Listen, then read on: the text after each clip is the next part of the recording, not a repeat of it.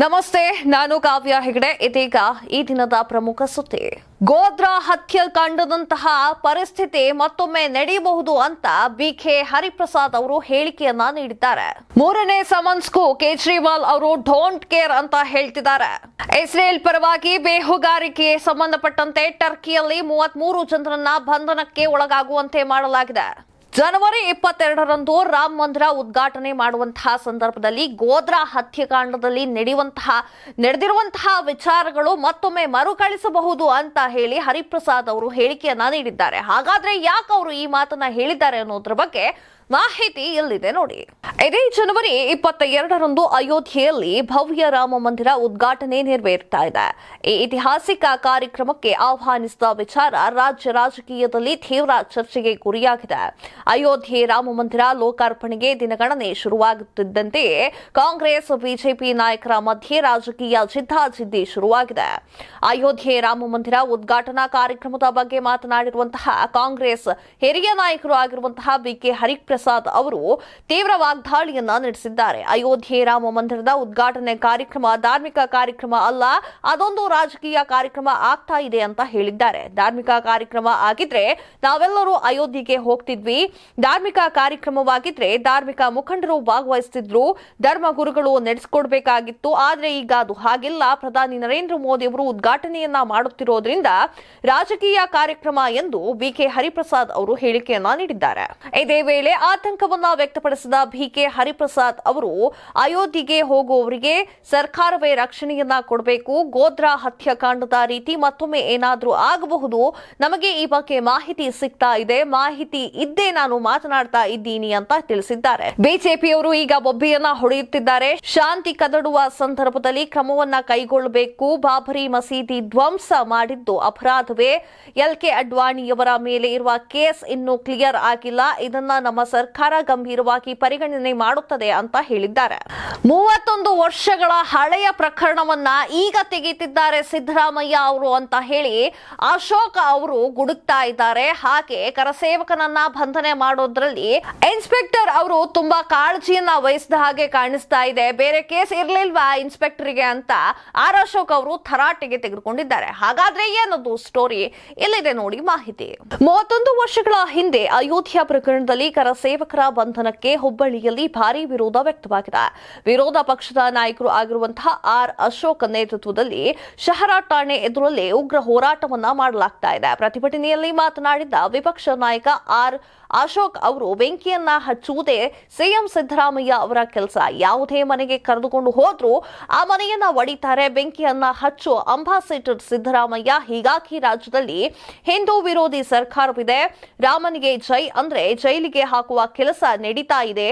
ಅದಕ್ಕೆ ನಾವು ಹೆದರೋದಿಲ್ಲ ಅಂತ ಹೇಳಿದ್ದಾರೆ. ರಾಮ ಮಂದಿರ ಕಟ್ಟಬಾರದು ಅನ್ನೋದು ಕಾಂಗ್ರೆಸ್ ಅವರ ಹುನ್ನಾರವಾಗಿದೆ. ಕಾಂಗ್ರೆಸ್ಗೆ ರಾಮನ ಬರ್ತ್ ಸರ್ಟಿಫಿಕೇಟ್ ಕೇಳುವಂತಹ ಪರಿಸ್ಥಿತಿ ಬಂದೊದಗಿದೆ ಅಂತ ಹೇಳಿದ್ದಾರೆ. ಕರಸೇವಕರ ಬಂಧನಕ್ಕೆ ಯಾವುದೇ ದಾಖಲೆ ಇಲ್ಲ, ಕಂಪ್ಲೇಂಟ್ ಕಾಪಿ, ಎಫ್ಐಆರ್ ಕಾಪಿ ಇಲ್ಲ, ಇನ್ಸ್ಪೆಕ್ಟರ್ಗೆ ಜ್ಞಾನ ಇಲ್ಲ, ಮಾನ ಮರ್ಯಾದೆ ಇಲ್ಲ. ಕರ್ನಾಟಕದಲ್ಲಿ 69,000 ಲಾಂಗ್ ಪೆಂಡಿಂಗ್ ಕೇಸ್ಗಳಿವೆ. ಅದರಲ್ಲಿ ಕ್ರಿಮಿನಲ್ಗಳನ್ನ ಅರೆಸ್ಟೇ ಮಾಡಿಲ್ಲ. ಆದ್ರೆ ಕರಸೇವಕನನ್ನ ಬಂಧನ ಮಾಡಿದ್ದಾರೆ. ಅಯೋಧ್ಯೆ ಕಾರ್ಯಕ್ರಮ ವಿಫಲವಾಗಬೇಕು ಎಂಬುದೇ ಇವರ ಮುಖ್ಯ ಗುರಿ ಅಂತ ಆಕ್ರೋಶವನ್ನ ಹೊರಹಾಕಿದ್ದಾರೆ. ದೇಶದ ಎಲ್ಲಾ ಕಡೆ ಸೋತ್ರು ಕಾಂಗ್ರೆಸ್ಗೆ ಬುದ್ಧಿ ಬಂದಿಲ್ಲ. ಅಧಿಕಾರ ಸಿಕ್ಕ ಕಡೆ ಓಡಿ ಹೋಗಿ ಸಿದ್ದರಾಮಯ್ಯ ಅವರು ಕೂತ್ಕೊಳ್ತಾರೆ. ಒಂದು ಪಕ್ಷ ಬಿಟ್ಟು ಮತ್ತೊಂದು ಪಕ್ಷಕ್ಕೆ ಹೋಗ್ತಾರೆ. ರಾಹುಲ್ ಗಾಂಧಿ ಮೇಲೆ ಎಷ್ಟು ಕೇಸ್ಗಳಿವೆ? ಅಮ್ಮ ಮಗ ಬೇಲ್ನಲ್ಲಿ ಓಡಾಡ್ತಾ ಇದ್ದಾರೆ. ಇಡೀ ದೇಶದಲ್ಲಿ 10 ಕೇಸ್ಗಳಿದ್ದರೂ ಯಾರನ್ನೂ ಕೂಡ ಅರೆಸ್ಟ್ ಮಾಡಿಲ್ಲ. ಲಾಂಗ್ ಪೆಂಡಿಂಗ್ ಕೇಸ್ ಕೇವಲ ಕರಸೇವಕರಿಗೆ ಮಾತ್ರ ಅನ್ವಯ ಆಗುತ್ತಾ ಅಂತ ಕಿಡಿಕಾರಿದ್ದಾರೆ. ಮೂರನೇ ಸಮನ್ಸ್ಗೂ ಕೇಜ್ರಿವಾಲ್ ಅವರು ಡೋಂಟ್ ಕೇರ್ ಅಂತ ಹೇಳ್ತಾ ಇದ್ದಾರೆ. ಕೇಜ್ರಿವಾಲ್ ಅವರು ಹೇಳ್ತಾ ಇರೋದು ಇಷ್ಟೇ. ಬಿಜೆಪಿ ಅವರು ಈಗ ಲೋಕಸಭೆ ಚುನಾವಣೆ ಬರ್ತಾ ಇದೆ. ಆ ಕಾರಣಕ್ಕೋಸ್ಕರ ಬಿಜೆಪಿ ಅವರು ಈ ತರ ಕೆಲಸಗಳನ್ನ ಮಾಡ್ತಾ ಇದ್ದಾರೆ. ನನ್ನ ವಿರುದ್ಧ ಕೇಸ್ಗಳನ್ನ ಹಾಕ್ತಾ ಇದ್ದಾರೆ. ನಾನು ಪ್ರಚಾರವನ್ನ ಮಾಡಬಾರದು ಅಂತ ಬಿಜೆಪಿ ಅವರು ಹೇಳ್ತಾ ಇದ್ದಾರೆ. ಈ ಕಾರಣಕ್ಕೋಸ್ಕರ ಸಮನ್ಸ್ ಅನ್ನ ಜಾರಿಗೆ ಮಾಡಿದ್ದಾರೆ ಅಂತ ಇವರು ಹೇಳಿಕೆಯನ್ನ ನೀಡಿದ್ದಾರೆ. ಹಾಗಾದ್ರೆ ಏನದು ಸ್ಟೋರಿ? ಇಲ್ಲಿದೆ ನೋಡಿ ಮಾಹಿತಿ. ಲಿಕ್ಕರ್ ಹಗರಣದ ಮನಿ ಲ್ಯಾಂಡರಿಂಗ್ ಆರೋಪಕ್ಕೆ ಸಂಬಂಧಿಸಿದಂತೆ ಜಾರಿ ನಿರ್ದೇಶನಾಲಯ ನೀಡಿದ್ದ ನೋಟಿಸ್ಗೆ ದೆಹಲಿ ಮುಖ್ಯಮಂತ್ರಿಗಳು ಆಗಿರುವಂತಹ ಅರವಿಂದ್ ಕೇಜ್ರಿವಾಲ್ ಮತ್ತೆ ಡೋಂಟ್ ಕೇರ್ ಅಂತ ಹೇಳಿದ್ದಾರೆ. ಇಡಿ ನೀಡಿದ್ದ 3ನೇ ಸಮನ್ಸ್ಗೂ ಹಾಜರಾಗಿಲ್ಲ ಎಂದು ಆಮ್ ಆದ್ಮಿ ಪಕ್ಷ ಸ್ಪಷ್ಟನೆಯನ್ನ ನೀಡಿದೆ. 3ನೇ ಬಾರಿಗೆ ವಿಚಾರಣೆಗೆ ಹಾಜರಾಗುವಂತೆ ಇಡಿ ನೋಟಿಸ್ ಕಳಿಸಿತ್ತು. ಇದರಂತೆ ಕೇಜ್ರಿವಾಲ್ ಅವರು ವಿಚಾರಣೆಗೆ ಹಾಜರಾಗಬೇಕಾಗಿತ್ತು. ಜಾರಿ ನಿರ್ದೇಶನಾಲಯ ವಿರುದ್ಧ ವಾಗ್ದಾಳಿಯನ್ನ ನಡೆಸಿರುವ ಆಪ್ ಕೇಜ್ರಿವಾಲ್ಗೂ ಕಾನೂನು ಬಾಹಿರವಾದ ನೋಟಿಸ್ ಅನ್ನ ನೀಡಿದ್ದಾರೆ. ಅವರನ್ನ ಬಂಧಿಸಲು ಪಿತೂರಿಯನ್ನ ನಡೆಸಲಾಗ್ತಾ ಇದೆ ಅಂತ ಆಪ್ ಆರೋಪಿಸಿದ್ದಾರೆ. ಚುನಾವಣೆ ಹತ್ತಿರ ಇದ್ದಾಗಲೇ ಯಾಕೆ ನೋಟಿಸ್ ಅನ್ನ ಕೊಡಬೇಕು? ನೋಟಿಸ್ನ ಉದ್ದೇಶ ಚುನಾವಣೆಯಲ್ಲಿ ಕೇಜ್ರಿವಾಲ್ ಪ್ರಚಾರ ಮಾಡೋದನ್ನ ನಿಲ್ಲಿಸಬೇಕು ಅಂತ ಇದೆ. ಅದು ಬಿಜೆಪಿ ಮಾಡುತ್ತಿರುವ ಕಿತಾಪತಿ ಅಂತ ಆಪ್ ವಾಗ್ದಾಳಿಯನ್ನ ನಡೆಸಿದ್ದಾರೆ. ರಾಮ ಮಂದಿರ ಪ್ರತಿಷ್ಠಾಪನೆಯ ದಿವಸ ಮೋದಿ ಅವರು ಉಪವಾಸವನ್ನ ಮಾಡಲಿದ್ದಾರೆ. ಹಾಗೆ ನದಿಯಲ್ಲಿ ಸ್ನಾನವನ್ನ ಮಾಡಿ ಕಟ್ಟುನಿಟ್ಟಾಗಿ ಉದ್ಘಾಟನೆಯನ್ನ ಮಾಡೋಕೆ ಹೋಗ್ತಾ ಇದ್ದಾರೆ. ಹಾಗಾದ್ರೆ ಎಷ್ಟು ದಿನಗಳ ಕಾಲ ಮೋದಿ ಅವರು ಉಪವಾಸ ಮಾಡ್ತಾರೆ ಅನ್ನೋದ್ರ ಬಗ್ಗೆ ಮಾಹಿತಿ ಎಲ್ಲಿದೆ ನೋಡಿ. ಅಯೋಧ್ಯೆಯಲ್ಲಿ ನೂತನವಾಗಿ ನಿರ್ಮಾಣ ಮಾಡುತ್ತಿರುವ ರಾಮ ಮಂದಿರದ ಪ್ರಾಣ ಪ್ರತಿಷ್ಠಾಪನಾ ಕಾರ್ಯಕ್ರಮವು ಜನವರಿ 22ರಂದು ನಡೆಯಲಿದ್ದು, ಅಂದು ಪ್ರಧಾನಿ ನರೇಂದ್ರ ಮೋದಿ ಅವರು ಉಪವಾಸ ವ್ರತವನ್ನ ಕೈಗೊಳ್ಳಲಿದ್ದಾರೆ ಎನ್ನುವ ಮಾಹಿತಿ ಲಭ್ಯವಾಗಿದೆ. ಪ್ರಾಣ ಪ್ರತಿಷ್ಠಾಪನಾ ಕಾರ್ಯಕ್ರಮಕ್ಕೆ ಭರದ ಸಿದ್ಧತೆಗಳು ನಡೀತಾ ಇದೆ. ರಾಮ ಮಂದಿರದ ವಿಗ್ರಹಕ್ಕೂ ಆಯ್ಕೆ ಮಾಡಲಾಗಿದೆ. ಜನವರಿ 22ರಂದು ನಡೆಯಲಿರುವ ಈ ಕಾರ್ಯಕ್ರಮದಲ್ಲಿ ಭಾಗವಹಿಸಲು ಪ್ರಧಾನಿ ಮೋದಿ ಕೂಡ ಅಯೋಧ್ಯೆಗೆ ಆಗಮಿಸಲಿದ್ದು, ಈ ದಿನ ಉಪವಾಸವನ್ನ ಕೈಗೊಳ್ಳಲಿದ್ದಾರೆ ಅಂತ ತಿಳಿದು ಬರ್ತಾ ಇದೆ. ಇದಕ್ಕೂ ಮೊದಲು ಜನವರಿ 16ರಂದು ಪ್ರಧಾನಿ ನರೇಂದ್ರ ಮೋದಿ ಅವರು ಸಂಕಲ್ಪ ಅಕ್ಷತೆಯನ್ನ ಅಯೋಧ್ಯೆಗೆ ಕೊಂಡೊಯ್ತಾರೆ. ಅಕ್ಷತೆ ಬಂದ ನಂತರ 7 ದಿನಗಳ ನಂತರ ಆಚರಣೆ ಶುರುವಾಗುತ್ತೆ. ಇದೇ ವೇಳೆ 4 ವೇದಗಳಲ್ಲಿ ಭಕ್ತಿ ಯಾಗ ನಡೆಯುತ್ತೆ. ಜನವರಿ 15ರವರೆಗೆ ವೈದಿಕರು ಈ ಯಾಗವನ್ನ ನಡೆಸಲಿದ್ದಾರೆ. ಪ್ರಧಾನಿ ನರೇಂದ್ರ ಮೋದಿ ಅವರು ಉಪವಾಸದಲ್ಲಿ ಇರಬೇಕಾಗಿರುತ್ತೆ. ಮಹಾಮಸ್ತಕಾಭಿಷೇಕ ಕಾರ್ಯಕ್ರಮ ನಡೆಯಬೇಕಾದ್ರೂ ಪ್ರಧಾನಿ ನರೇಂದ್ರ ಮೋದಿ ಅವರು ಉಪವಾಸದಲ್ಲಿ ಇರಬೇಕಾಗುತ್ತೆ. ಅಷ್ಟೇ ಅಲ್ಲದೆ ಮೋದಿ ಪವಿತ್ರ ನೀರಿನಲ್ಲಿ ಸ್ನಾನವನ್ನ ಮಾಡಿ ಶುದ್ಧವಾಗಬೇಕು ಅಂತ ಮಹಂತ್ ಮಿಥಿಲೇಶ್ ಅವರು ಹೇಳಿಕೆಯನ್ನ ನೀಡಿದ್ದಾರೆ. ಹಾಗಾಗಿ ಮೋದಿ ಸರಿಯೂ ನದಿಯಲ್ಲಿ ಸ್ನಾನ ಮಾಡಬಹುದು ಅಂತ ಅಂದಾಜು ಮಾಡಲಾಗಿದೆ. 2021ರ ಹಿಂದೆ ಕಾಶಿ ವಿಶ್ವನಾಥ ಕಾರಿಡಾರ್ ಉದ್ಘಾಟನೆಗೆ ಪ್ರಧಾನಿ ನರೇಂದ್ರ ಮೋದಿ ಅವರು ಗಂಗಾ ಸ್ನಾನವನ್ನ ಮಾಡಿದ್ರು. ಅದಾನಿ ಅವರ ಹಿಡನ್ಬರ್ಗ್ ಕೇಸನ್ನ 3 ತಿಂಗಳ ಒಳಗಾಗಿ ಮುಗಿಸಬೇಕು ಅಂತ ಸುಪ್ರೀಂ ಕೋರ್ಟ್ ಆದೇಶವನ್ನ ನೀಡಿದೆ. ಹಾಗಾದ್ರೆ ಅದೇನು ಹಿಡನ್ಬರ್ಗ್ ಕೇಸ್ ಅಂತೀರಾ? ಇಲ್ಲಿದೆ ನೋಡಿ ಮಾಹಿತಿ. ಅದಾನಿ ಸಮುದಾಯದ ವಿರುದ್ಧ ಹೂಡಿಕೆ ಸಂಶೋಧನಾ ಸಂಸ್ಥೆ ಹಿಡನ್ಬರ್ಗ್ ಮಾಡಿರುವ ಆರೋಪಗಳ ತನಿಖೆಯನ್ನ 3 ತಿಂಗಳಿನ ಒಳಗಾಗಿ ಮುಗಿಸಬೇಕು ಅಂತ ಸುಪ್ರೀಂ ಕೋರ್ಟ್ ಆದೇಶವನ್ನ ನೀಡಿದೆ.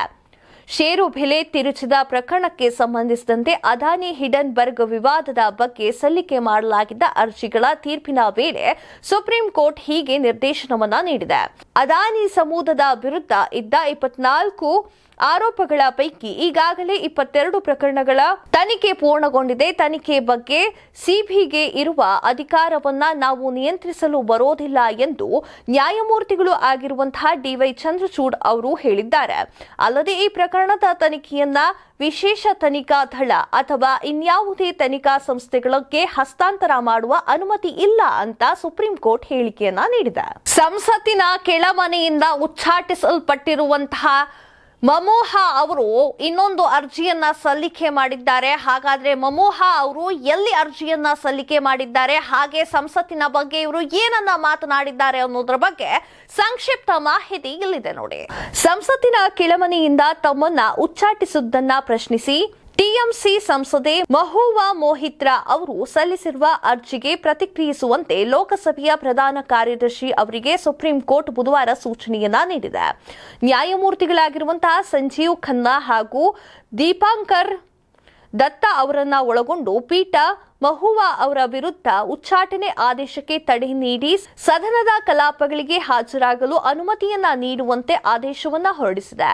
ಮಧ್ಯಂತರ ತಡೆ ಕೋರಿರುವ ನಿಮ್ಮ ಮನವಿ ನಾವು ಮಾರ್ಚ್ನಲ್ಲಿ ಪರಿಗಣಿಸುತ್ತೇವೆ ಎಂದು ಮಹುವಾ ಪರ ವಕೀಲ ಅಭಿಷೇಕ್ ಅವರಿಗೆ ಖನ್ನಾ ಅವರು ತಿಳಿಸಿದ್ದಾರೆ. ಪ್ರಧಾನ ಕಾರ್ಯದರ್ಶಿ ಪರ ವಿಚಾರಣೆಗೆ ಹಾಜರಾಗಿದ್ದ ಸಾಲಿಸಿಟರ್ ಜನರಲ್ ಹುಷಾರ್ ಮೆಹ್ತಾ ಔಪಚಾರಿಕವಾಗಿ ಯಾವುದೇ ನೋಟಿಸ್ ನೀಡದಂತೆ ಮತ್ತು ಮಹುವಾ ಅವರ ಅರ್ಜಿಗೆ ಪ್ರತಿಕ್ರಿಯೆ ದಾಖಲಿಸುವುದಾಗಿ ಕೋರ್ಟ್ಗೆ ಮನವಿಯನ್ನ ಮಾಡಿದ್ದಾರೆ. ಇಸ್ರೇಲ್ ಪರ ಬೇಹುಗಾರಿಕೆಯ ಆರೋಪ ಕೇಳಿ ಬರ್ತಾ ಇದೆ. ಈ ಕಾರಣಕ್ಕೋಸ್ಕರ ಟರ್ಕಿಯಲ್ಲಿರುವಂತಹ 30 ಜನರನ್ನ ಬಂಧನಕ್ಕೆ ಒಳಗಾಗುವಂತೆ ಮಾಡಿದ್ದಾರೆ. ಹಾಗಾದ್ರೆ ಯಾಕೆ ಬಂಧನಕ್ಕೆ ಒಳಗಾಗುವಂತೆ ಮಾಡಿದ್ದಾರೆ ಹಾಗೂ ಬೇಹುಗಾರಿಕೆಯನ್ನ ನಡೆಸಿದ್ದು ನೇಚಕ್ಕೂ ಯಾರು ಅನ್ನೋದ್ರ ಬಗ್ಗೆ ಮಾಹಿತಿ ಇಲ್ಲಿದೆ ನೋಡಿ. ಇಸ್ರೇಲ್ನ ವಿದೇಶಿ ಗುಪ್ತಚರ ಸೇವಾ ಮೊಸಾದ್ ಪರವಾಗಿ ಬೇಹುಗಾರಿಕೆ ಚಟುವಟಿಕೆಯಲ್ಲಿ ತೊಡಗಿದ ಶಂಕೆಯ ಮೇಲೆ ಟರ್ಕಿ ಅಧಿಕಾರಿಗಳು 33 ಜನರನ್ನ ಬಂಧಿಸಿದ್ದಾರೆ ಎಂದು ಅನಾಡೋಲು ಸುದ್ದಿ ಸಂಸ್ಥೆ ಭದ್ರತಾ ಮೂಲಗಳನ್ನ ಉಲ್ಲೇಖಿಸಿ ವರದಿಯನ್ನ ಮಾಡಿದೆ. ಈ ಬಗ್ಗೆ ಇಸ್ತಾಂಬುಲ್ ಪ್ರಾಸಿಕ್ಯೂಷನ್ ಕಚೇರಿಯ ಭಯೋತ್ಪಾದನೆ ಹಾಗೂ ಸಂಘಟಿತ ಅಪರಾಧಗಳ ತನಿಖಾ ಬ್ಯೂರೋ ತನಿಖೆಯನ್ನ ನಡೆಸ್ತಾ ಇದೆ. ಬಂಧಿತ ಶಂಕಿತರು ಮೊಸಾದ್ ಪರವಾಗಿ ಕಣ್ಗಾವಲು, ಹಲ್ಲೆ ಮತ್ತು ಅಪಹರಣದಂತಹ ಚಟುವಟಿಕೆಗಳಲ್ಲಿ ತೊಡಗಿಕೊಂಡಿದ್ರು ಅಂತ ವರದಿಯಲ್ಲಿ ತಿಳಿಸಲಾಗಿದೆ. 8 ಪ್ರಾಂತ್ಯಗಳಲ್ಲಿರುವ 57 ಸ್ಥಳಗಳಲ್ಲಿ ಏಕಕಾಲದಲ್ಲಿ ದಾಳಿಯನ್ನ ನಡೆಸಿ ಶಂಕಿತರನ್ನ ಸೆರೆ ಹಿಡಿಯಲಾಗಿದೆ. ಉಳಿದ 13 ಶಂಕಿತರಿಗಾಗಿ ಶೋಧ ಕಾರ್ಯ ನಡೀತಾ ಇದೆ. ಬಂಧಿತರ ಬಗ್ಗೆ ಟರ್ಕಿ ಹೆಚ್ಚಿನ ಮಾಹಿತಿಯನ್ನ ಬಿಟ್ಕೊಟ್ಟಿಲ್ಲ ಅಂತ ತಿಳಿದು ಬಂದಿದೆ. ಅರ್ಜೆಂಟೀನಾದಲ್ಲಿ 5.6 ತೀವ್ರತೆಯ ಭೂಕಂಪ ಎದುರಾಗಿದೆ. ಎಷ್ಟು ಸಾವು ನೋವುಗಳಾಗಿದೆ ಅನ್ನೋದ್ರ ಬಗ್ಗೆ ಸಂಕ್ಷಿಪ್ತ ಮಾಹಿತಿ ಇಲ್ಲಿದೆ ನೋಡಿ. ಅರ್ಜೆಂಟೀನಾದಲ್ಲಿ 5.6 ತೀವ್ರತೆಯ ಪ್ರಬಲ ಭೂಕಂಪ ಆಗಿದೆ. ರೆಕ್ಟರ್ ಮಾಪನದಲ್ಲಿ 5.6 ತೀವ್ರತೆ ದಾಖಲೆಯಾಗಿದೆ. ಅರ್ಜೆಂಟೀನಾದ ಲಾರಿಯೋರಾ ಪ್ರದೇಶದಲ್ಲಿ ಭೂಕಂಪ ಸಂಭವಿಸಿದೆ. ಯುರೋಪಿನ ಮೆಡಿಟರೇನಿಯನ್ ಭೂಕಂಪದ ಕೇಂದ್ರ ಮಾಹಿತಿ ಇದಾಗಿದೆ. ಭೂಕಂಪವು 127 ಕಿಲೋಮೀಟರ್ ಆಳದಲ್ಲಿ ಇದೆ ಎಂದು ಎಎಂಎಸ್ಸಿ ತಿಳಿಸಿದೆ. 2 ದಿನಗಳ ಹಿಂದಷ್ಟೇ ಜಪಾನ್ನಲ್ಲಿ ಸರಣಿ ಭೂಕಂಪ ಸಂಭವಿಸಿದೆ. 67ಕ್ಕೂ ಹೆಚ್ಚು ಮಂದಿ ಸಾವನ್ನಪ್ಪಿದ್ದಾರೆ. ಒಂದೇ ದಿನದಲ್ಲಿ 155 ಭೂಕಂಪಗಳು ಜಪಾನ್ನಲ್ಲಿ ನಡೆದಿದೆ. ಅರ್ಜೆಂಟೀನಾದಲ್ಲಿ ಯಾವುದೇ ಸಾವು ನೋವುಗಳು ಸಂಭವಿಸಿಲ್ಲ. ಇದಿಷ್ಟು ಈ ದಿನದ ಪ್ರಮುಖ ಸುದ್ದಿ. ಮತ್ತಷ್ಟು ಸುದ್ದಿಗಳಿಗಾಗಿ ನೋಡ್ತಾ ಇರಿ ಲಯನ್ ಟಿವಿ.